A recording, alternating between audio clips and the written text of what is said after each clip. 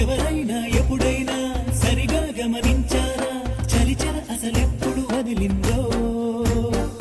అణువణువు మురిసేలా చిగురాసలు మెరిసేలా తొలిసగుణం ఎప్పుడు ఎదురైందో చూస్తూనే ఎక్కడి నుంచో చైత్రం కదిలొస్తుంది